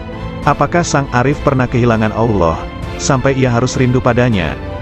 Apakah Ismul Azam itu, hendaknya Anda katakan, Allah? Banyak sekali ucapan Anda tetapi tidak bisa membuat diriku bergetar oleh karisma ilahi, kataku. Karena Anda berkata dari dorongan dirimu, bukan dari dorongan ilahi. Nasihati diriku, sudah cukup banyak nasihat bagimu, yang penting Anda tahu bahwa Dia melihatmu. Lalu aku meninggalkan orang itu. Namun begitu bangkit aku bertanya lagi. Apa yang ingin kau perintahkan padaku? Cukuplah dirimu melihat dirimu dalam seluruh tingkah laku jiwamu. Yahya bin Mu'az, rahimahullah ta'ala, ditanya. Apakah tanda hati yang benar itu? Hati yang istirahat dari kesusahan dunia. Jawabnya. Kalau konsumsi hati, zikir yang hidup, tak pernah mati. Lalu kehendak yang benar itu seperti apa? Meninggalkan kebiasaan-kebiasaan manusiawi. Makna rindu, terus-menerus fokus pada yang di atas. Kapan perkara hamba Allah tuntas? Jika tenteram bersama Allah tanpa hasrat. Kalau tanda-tanda seorang penempuh, tandanya ia tidak sibuk, hatinya, dengan urusan makhluk. Lalu pangkal hidayah itu apa? Ketakwaan yang benar. Apa yang disebut dengan kenikmatan? Berserasi dengan Allah. Siapa yang disebut sebagai orang asing, siapapun yang cinta di hatinya, tidak mencari keuntungan. Kapan seorang hamba sampai pada wilayah Tuhannya? Bila hatinya lepas dari segala hal selain Allah Ta'ala. Apakah yang disebut dengan kebebasan agung itu? Penyerahan total kepada Sang Tuhan? Apakah amal paling utama? Zikir kepada Allah kapan dan di mana saja? Apa yang disebut dengan kebutuhan besar? Kebutuhan besar adalah melanggengkan bahagia bersama Allah. Apakah yang menjadi hijab kolbu, merasa puas, selesai, dengan Tuhannya? Apakah hidup yang indah itu, hidup bersama yang Maha Agung? Lalu hakikat berserasi dengan Allah, adalah berlangkah benar dan bersih. Siapakah para pecinta itu? Kaum arifin. Siapa yang disebut orang mulia? Siapapun yang meraih kemuliaan bersama yang Maha Mulia. Siapa yang disebut manusia utama? Siapapun yang bermesra bahagia dengan yang Maha Lembut. Siapa yang disebut orang alpa? Siapapun yang menyia-nyiakan usianya. Apakah yang disebut dunia? Segala hal yang membuat Anda lupa pada Allah. Memang benar, sumber kemarifatan adalah kolbu, karena firman Allah Ta'ala. Sesungguhnya syiar itu dari ketakwaan kolbu, sedangkan sumber musyahadah adalah kedalaman kolbu, karena firman-Nya. Kedalaman kolbu tak pernah dusta terhadap apa yang dilihatnya. Sumber cahaya adalah dada, karena firman-Nya, bukankah orang yang dilapangkan dadanya oleh Allah terhadap Islam, maka dialah yang mendapatkan cahaya dari Tuhannya. Dan segala cinta yang semakin bertambah, senantiasa menambah rasa cinta kita kepada Rasulullah Shallallahu Alaihi Wasallam, dan para wali-walinya. Derajat Arifin, riwayat dari Irman bin Hashin, bahwa sesungguhnya Rasulullah Shallallahu Alaihi Wasallam, bersabda, dari umatku bakal masuk surga 70.000 orang tanpa hisab. Mereka bertanya, siapakah mereka itu wahai Rasulullah? Rasulullah Shallallahu Alaihi Wasallam bersabda, mereka itu adalah orang yang tidak pernah melakukan ruqyah, tidak pernah meramal, tidak pernah berbekam, dan mereka senantiasa tawakal kepada Allah. Hadis riwayat Muslim. Rasulullah Shallallahu Alaihi Wasallam memposisikan ramalan di urutan kedua. Setelah berupaya untuk tidak berobat yang merupakan derajat murni sejati, yang tergolong ahli fana, dan mereka senantiasa dalam kehendak Allah Subhanahu wa Ta'ala. Semoga Allah melimpahkan rahmat kepada mereka. Namun betapa sedikit jumlah mereka dalam setiap periode, karena derajat mereka adalah mewujudkan hakikat tawakal kepada Allah Subhanahu wa Ta'ala, kepasrahan total yang meliputi seluruh instrumen sebab akibat dan kehendak. Merekalah kaum arifin billah yang sesungguhnya. Semoga Allah meridhoi mereka. Amboi, jika orang alim itu terbagi dua, satu golongan yang membuatku terbebas dari keraguan. Dua, satu golongan yang menggunting-gunting diriku dari gunting neraka. Tak lebih dan tak kurang mereka itu di mataku. Anak-anak sekalian, Ketahuilah orang arif kepada Allah Subhanahu wa Ta'ala dengan marifat yang benar, senantiasa terhanguskan hasratnya di bawah keceriaan dalam wahdaniyahnya, dan tak ada keceriaan mulai dari arasy sampai muka bumi yang lebih besar ketimbang kegembiraan marifat kepada Allah Subhanahu wa Ta'ala. Surga seisinya itu dibanding sisi kegembiraan mereka kepada Allah Subhanahu wa Ta'ala, nilainya sangat kecil, lebih kecil dibanding atom. Ketika mereka tahu bahwa marifat adalah kegembiraan paling agung dari segala kegembiraan manapun. Siapa yang bertemu Allah Subhanahu wa Ta'ala, maka mana yang tak bisa ditemukan, kesibukan apalagi yang akan dilakukan setelah bertemu dengannya. Bukankah melihat selain Allah itu tak lebih dari keliaran nafsu belaka, hasrat yang rendah, dan minimnya marifat kepada Allah Ta'ala? Adakah pakaian yang lebih? Rasulullah. Syarat jisim latif, jasad halus itu harus tetap hidup dan tidak boleh mati. Cahayanya berasal dari ruh itu, yang terus-menerus meliputi jasad, yang mengisyaratkan sifat jalal, sifat yang perkasa, dan sekaligus mengisyaratkan adanya sifat jamal, sifat keindahan. Jauhar awal mayit, mutiara awal kematian, itu memberi isyarat hilangnya diri ini. Setelah semua menemui kematian di dunia, maka akan berganti hidup di akhirat. Kurang lebih 3 hari perubahan hidup itu pasti terjadi. Asal mula manusia terlahir, dari adanya ayah, ibu serta Tuhan yang Maha Pencipta. Satu kelahiran berasal dari 3 asal lahir. Ya, itulah isyarat dari 3 hari. Setelah dititipkan selama 7 hari, maka dikembalikan kepada yang menitipkan, yang memberi amanat. Titipan itu harus seperti sedia kala. Bukankah tauhid itu sebagai sarana untuk makrifat? Titipan yang ke-30 hari, itu juga termasuk juga titipan, yang ada hanya kemiripan dengan yang 7 hari. Kalau menangis mengeluarkan air mata karena menyesali sewaktu masih hidup, seperti teringat semasa kehidupan itu berasal dari nur, yang mana cahayanya mewujudkan dirimu. Hal itulah yang menimbulkan kesedihan dan penyesalan yang berkepanjangan. Tak terkecuali siapapun yang merasakan itu semua, sebagaimana kamu mati, saya merasa kehilangan. Mati atau hilang bertepatan hari kematian yang ke-40 hari. Bagaimanakah yang lebih tepat untuk melukiskan persamaan sesama makhluk hidup secara keseluruhannya? Allah dan Muhammad semuanya berjumlah 1. 100 pun dapat dilukiskan seperti satu bentuk, seperti diibaratkan dengan adanya cahaya yang bersumber dari cahaya Muhammad yang sesungguhnya. Sama hal pada saat kamu memohon sesuatu, ruh jasad hilang di dalamnya, kehadirat Tuhan yang Maha Pemberi. Tepat pada hari ke-1000, tidak ada yang tertinggal. Kembalinya pada Allah sudah dalam keadaan yang sempurna. Sempurna seperti mula pertama dalam keadaan yang sempurna. Sempurna seperti mula pertama diciptakan. Syekh Malaya terang hatinya, mendengarkan pelajaran yang baru diterima dari gurunya Syekh Mahyuningrat Kanjeng Nabi Khidir. Syekh Malaya senang hatinya sehingga beliau belum mau keluar dari dalam tubuh Kanjeng Nabi Khidir. Syekh Malaya menghaturkan sembah, sambil berkata manis seperti gula madu. Kalau begitu hamba tidak mau keluar dari raga dalam Tuan. Lebih nyaman di sini saja yang bebas dari sengsara derita, tiada selera makan tidur, tidak merasa ngantuk dan lapar, tidak harus bersusah payah dan bebas dari rasa pegal dan nyeri. Yang terasa hanyalah rasa nikmat dan manfaat.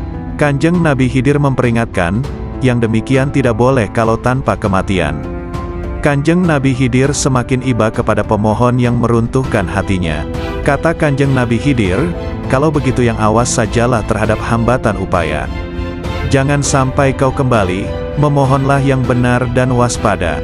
Anggaplah kalau sudah kau kuasai, jangan hanya digunakan dengan dasar bila ingat saja, karena hal itu sebagai rahasia Allah. Tidak diperkenankan mengobrol kepada sesama manusia, kalau tanpa seizinnya. Sekiranya akan ada yang mempersoalkan, memperbincangkan masalah ini, jangan sampai terlanjur, jangan sampai membanggakan diri, jangan peduli terhadap gangguan, cobaan hidup, tapi justru terimalah dengan sabar. Cobaan hidup yang menuju kematian, ditimbulkan akibat buah pikir. Bentuk yang sebenarnya ialah tersimpan rapat di dalam jagatmu. Hidup tanpa ada yang menghidupi kecuali Allah saja. Tiada antara lamanya tentang adanya itu. Bukankah sudah berada di tubuh? Sungguh, bersama lainnya selalu ada dengan kau. Tak mungkin terpisahkan, Kemudian tidak pernah memberitahukan dari mana asalnya dulu. Yang menyatu dalam gerak perputaran bawana. Bukankah berita sebenarnya sudah ada padamu? Cara mendengarnya adalah dengan ruh sejati, tidak menggunakan telinga. Cara melatihnya, juga tanpa dengan mata. Adapun telinganya, matanya yang diberikan oleh Allah. Ada padamu itu, secara batinnya ada pada sukma itu sendiri. Memang demikianlah penerapannya, ibarat seperti batang pohon yang dibakar, pasti ada asap apinya, menyatu dengan batang pohonnya. Ibarat air dengan alunnya, seperti minyak dengan susu, tubuhnya dikuasai gerak dan kata hati. Demikian pun dengan Hyang Sukma, sekiranya kita mengetahui wajah hamba Tuhan dan sukma yang kita kehendaki ada, diberitahu akan tempatnya seperti wayang ragamu itu. Karena datanglah segala gerak wayang. Sedangkan panggungnya jagat, bentuk wayang adalah sebagai bentuk badan atau raga. Bergerak bila digerakkan, segala-galanya tanpa kelihatan jelas, perbuatan dengan ucapan. Yang berhak menentukan semuanya, tidak tampak wajahnya. Kehendak justru tanpa wujud dalam bentuknya. Karena sudah ada pada dirimu. Permisalan yang jelas ketika berhias. Yang berkaca itu Hyang Sukma. Adapun bayangan dalam kaca itu ialah dia yang bernama manusia sesungguhnya, terbentuk di dalam kaca. Lebih besar lagi pengetahuan tentang kematian ini dibandingkan dengan kesirnaan jagat raya, karena lebih lembut seperti lembutnya air. Bukankah lebih lembut kematian manusia ini? Artinya lembut kesirnaan manusia, artinya lebih dari, karena menentukan segalanya. Sekali lagi artinya lembut ialah sangat kecilnya. Dapat mengenai yang kasar dan yang kecil. Mencakup semua yang merangkak, melata tiada bedanya, benar-benar serba lebih. Lebih pula dalam menerima perintah dan tidak boleh mengandalkan pada ajaran dan pengetahuan. Karena itu bersungguh-sungguhlah menguasainya. Pahamilah liku-liku seolah tingkah kehidupan manusia. Ajaran itu sebagai ibarat benih sedangkan yang diajari ibarat lahan. Misal kacang dan kedelai, yang disebar di atas batu. Kalau batunya tanpa tanah pada saat kehujanan dan kepanasan, pasti tidak akan tumbuh. Tapi bila kau bijaksana, melihatmu musnahkanlah pada matamu. Jadikanlah penglihatanmu sukma dan rasa. Demikian pula wujudmu, suaramu. Serahkan kembali kepada yang empunya suara. Justru kau hanya mengakui saja sebagai pemiliknya. Sebenarnya hanya mengatasnamai saja. Maka dari itu kau jangan memiliki kebiasaan yang menyimpang, kecuali hanya kepada Hyang Agung. Dengan demikian kau hangraga sukma, yaitu kata hatimu sudah bulat menyatu dengan Kawula Gusti. Bicarakanlah menurut pendapatmu. Bila pendapatmu benar-benar meyakinkan, bila masih merasakan sakit dan was-was, berarti kejangkitan bimbang yang sebenarnya. Bila sudah menyatu dalam satu wujud, apa kata hatimu dan apa yang kau rasakan? Apa yang kau pikir terwujud ada? Yang kau cita-citakan tercapai? Berarti sudah benar untukmu, sebagai upah atas kesanggupanmu sebagai khalifah di dunia. Bila sudah memahami dan menguasai amalan dan ilmu ini, hendaknya semakin cermat dan teliti atas berbagai masalah. Masalah itu satu tempat dengan pengaruhnya. Sebagai ibaratnya sekejap pun tak boleh lupa. Lahiriah kau landasilah dengan pengetahuan 4 hal. Semuanya tanggapilah secara sama. Sedangkan kelimanya adalah dapat tersimpan dengan baik, berguna di mana saja. Artinya mati di dalam hidup, atau sama dengan hidup di dalam mati. Ialah hidup abadi, yang mati itu nafsunya, lahiriah badan yang menjalani mati. Tertimpa pada jasad yang sebenarnya. Kenyataannya satu wujud, raga sukma, sukma muksa. Jelasnya mengalami kematian. Syekh Malaya, terimalah hal ini sebagai ajaranku dengan senang hatimu. Anugerah berupa wahyu akan datang kepadamu. Seperti bulan yang diterangi cahaya temaram. Bukankah turunnya wahyu meninggalkan kotoran? Bersih bening, hilang kotorannya. Kemudian Kanjeng Nabi Khidir berkata dengan lembut dan tersenyum. Tak ada yang dituju, semua sudah tercakup haknya.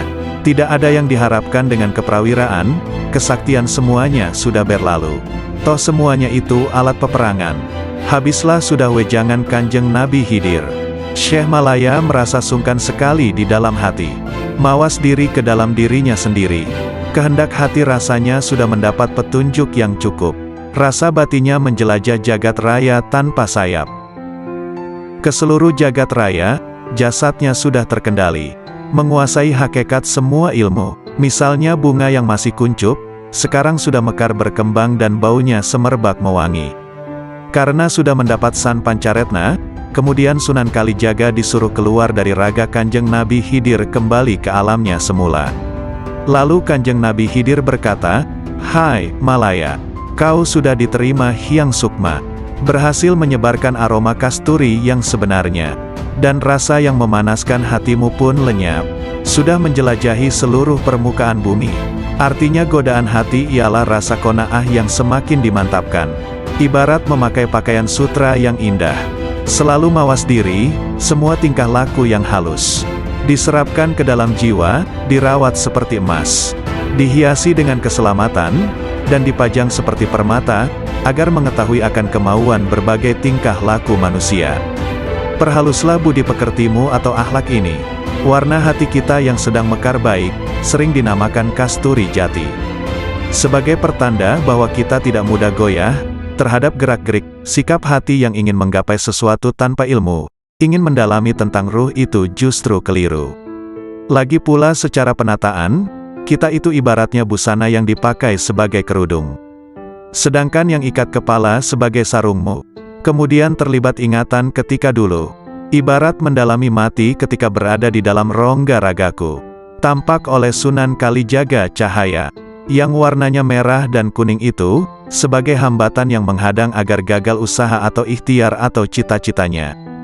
Dan yang putih di tengah itulah yang sebenarnya harus diikuti. Kelimanya harus tetap diwaspadai. Kuasailah seketika, jangan sampai lupa. Bisa dipercaya sifatnya. Berkat kesediaanku berbuat sebagai penyekat. Untuk alat pembebas sifat berbangga diri. Yang selalu didambakan siang dan malam. Bukankah aku banyak sekali melekat atau mengetahui caranya pemuka agama yang ternyata salah dalam penafsiran dan penyampaian keterangannya, anggapannya sudah benar, tak tahunya malah mematikan pengertian yang benar. Akibatnya terperosok dalam penerapannya. Ada pemuka agama yang ibaratnya menjadi murung. Ia hanya sekedar mencari tempat bertengger saja, yaitu pada batang kayu yang baik rimbun, lebat buahnya, kuat batangnya.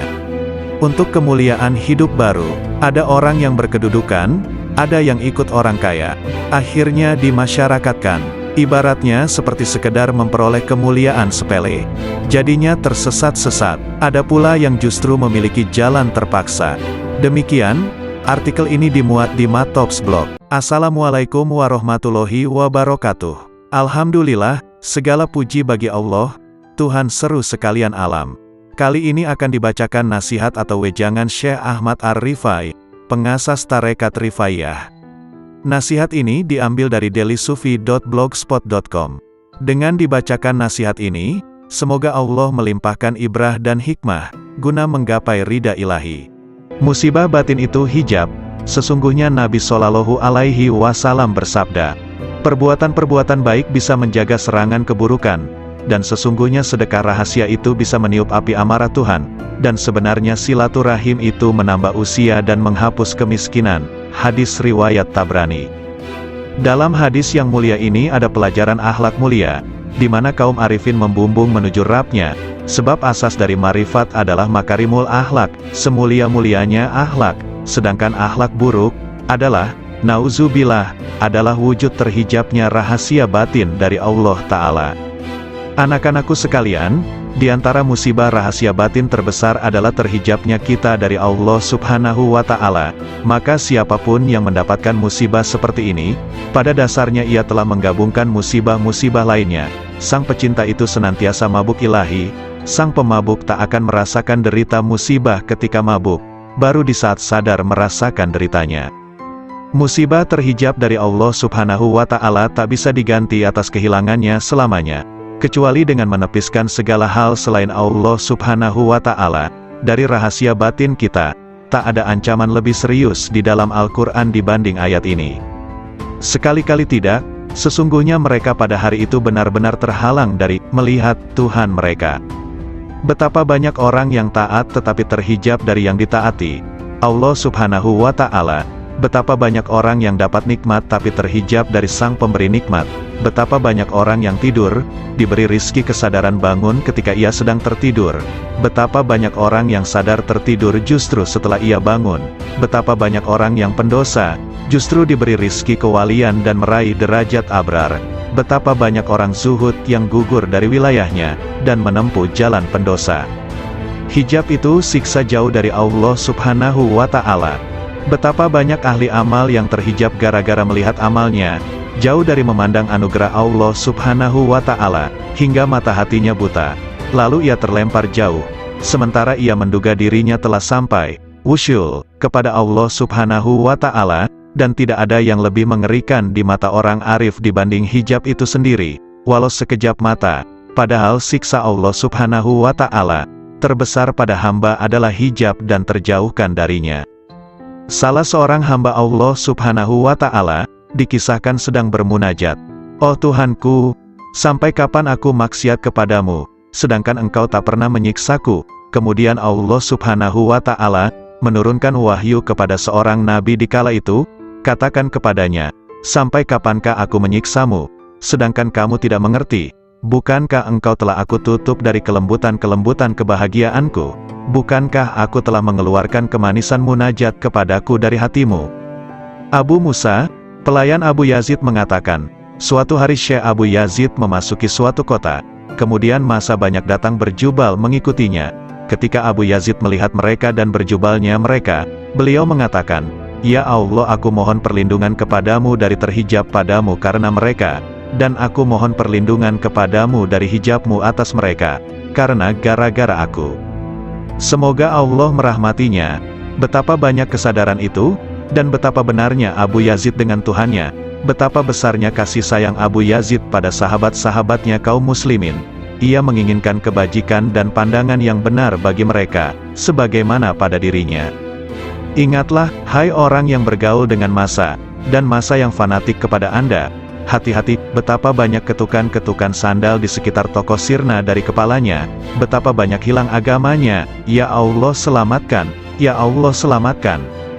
Manusia terbagi menjadi 4 golongan. 1. Ada orang yang hatinya memandang tajam, dengan pandangan cahaya yakin atas rahasia ciptaannya dan keparipurnaan kuasanya. 2. Ada orang yang akalnya tajam, memandang dengan cahaya kecerdasannya pada janji dan ancamannya. 3. Ada orang yang rahasia batinnya, sir, tajam, memandang setiap saat dengan cahaya marifat kepada Allah Subhanahu wa Ta'ala. 4. Ada orang yang dijadikan oleh Allah Subhanahu wa Ta'ala tertutup, tidak sama sekali bisa memandang, dan inilah yang disebut dalam ayat, "Dan siapa yang buta mata hatinya di dunia ini, maka di akhirat lebih buta dan lebih sesat jalannya." Ingatlah, orang kafir itu tertutup dari cahaya hidayah oleh kegelapan sesat. Ahli maksiat tertutup dari cahaya takwa oleh kegelapan alpa. Ahli ibadah tertutup dari cahaya taufik dan pertolongan Allah Ta'ala oleh kegelapan memandang ibadahnya. Bila Allah Subhanahu wa Ta'ala menghilangkan hijab-hijab ini, mereka akan memandang dengan mata cahaya menuju cahaya, maka pada saat itulah mereka terhijab dari segala hal selain Allah Subhanahu wa Ta'ala. Siapa yang memandang pada gerak dan perbuatannya ketika taat kepada Allah Ta'ala, pada saat yang sama ia telah terhijab dari sang empunya gerak dan perbuatan, dan ia jadi merugi besar. Siapa yang memandang sang empunya gerak dan tindakan, ia akan terhijab dari memandang gerak dan perbuatannya sendiri, sebab ketika ia melihat kelemahannya dalam mewujudkan tindakan dan menyempurnakannya, ia telah tenggelam dalam anugerahnya. Terkadang seseorang terhijab dari manisnya ibadah, melalui memandang ibadahnya. Terkadang seseorang terhijab dari kebenaran kehendak, karena memandang manisnya ekstase. Terkadang seseorang terhijab dari memandang Allah Subhanahu wa Ta'ala, sang pemberi anugerah, karena memandang anugerah itu sendiri. An-Nasaj mengatakan, siapa yang memandang dirinya dalam ibadahnya, berarti tidak bisa bersih dari ujub. Siapa yang memandang makhluk, ia tak akan bersih dari riya. Siapa yang memandang taatnya, tak akan bersih dari tipu daya. Siapa yang memandang pahala tak akan pernah bersih dari hijab.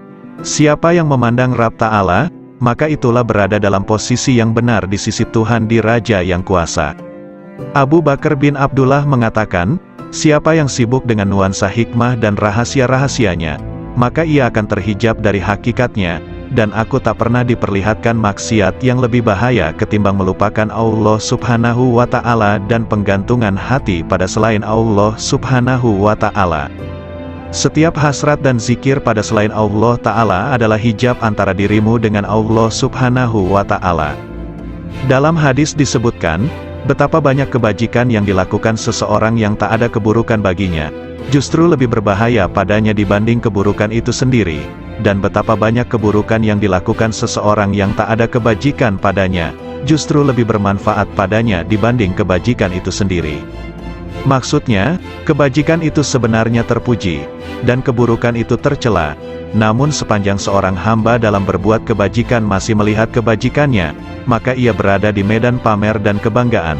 Dan sepanjang hamba dalam keburukan, namun ia masih melihat keburukan itu, berarti ia berada di medan remuk redam dirinya dan merasa sangat butuh padanya. Padahal kondisi hamba dalam situasi sangat